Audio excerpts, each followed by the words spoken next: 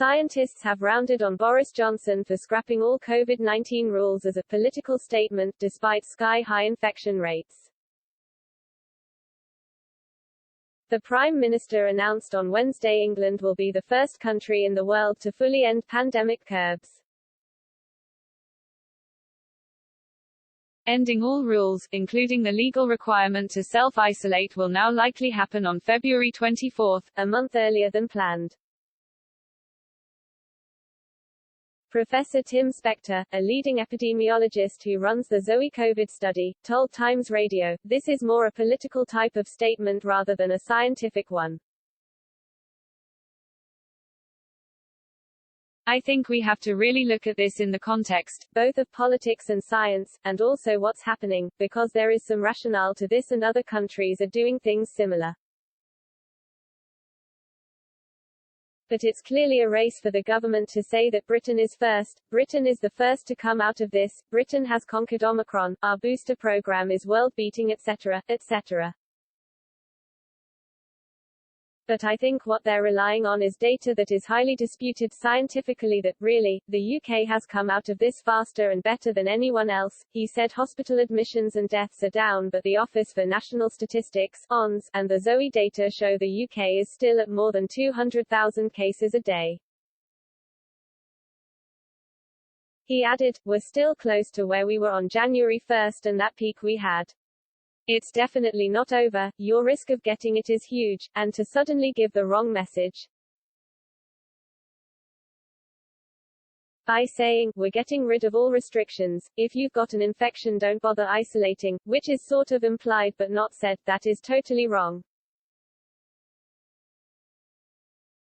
Unusually, the date for the abolition of restrictions was announced in the House of Commons before Prime Minister's questions. Throughout the pandemic, any significant change have been announced at a Downing Street press conference, with the PM flanked by government advisers such as Professor Chris Whitty and Sir Patrick Vallance.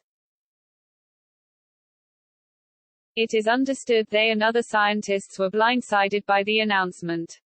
Professor Lawrence Young, virologist at Warwick University, said, "Removing the requirement for isolation in the face of high infection levels will inevitably result in increased spread of the virus. The real level of current infection is uncertain given increasing use of lateral flow tests and inadequate reporting.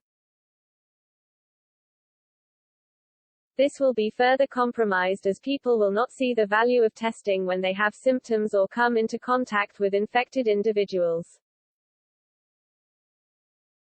We need to remain vigilant for the arrival of new variants and not let our guard down. Testing, tracing and virus genome surveillance are vital. The pandemic isn't over, and if we've learnt anything over the last 2 years, it's that the impact and future of COVID-19 remains unpredictable."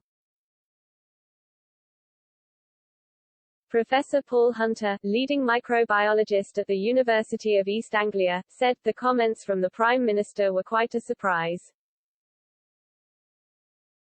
At some point it is going to be the case that all remaining restrictions are dropped, including the need to self-isolate, though I certainly didn't expect that to happen this month.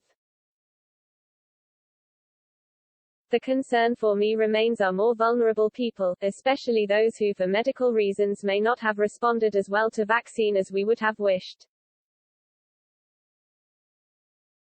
There needs to be robust procedures in place to ensure infections in this group are diagnosed early and antivirals are provided within hours of any positive result." Mr. Johnson amazed MPs by effectively revealing the end of domestic restrictions at the start of PMQs, pledging to make a statement confirming the move when the Commons returns from its half-term break.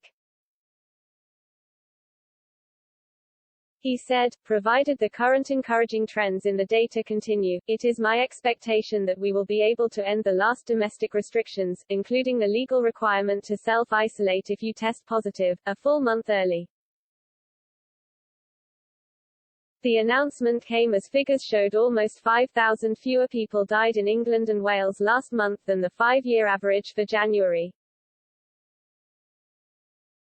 Drive Stephen Griffin, associate professor at Leeds University, said, literally blinding ourselves by removing testing and isolation robs us of the most fundamental means of controlling the spread of this virus.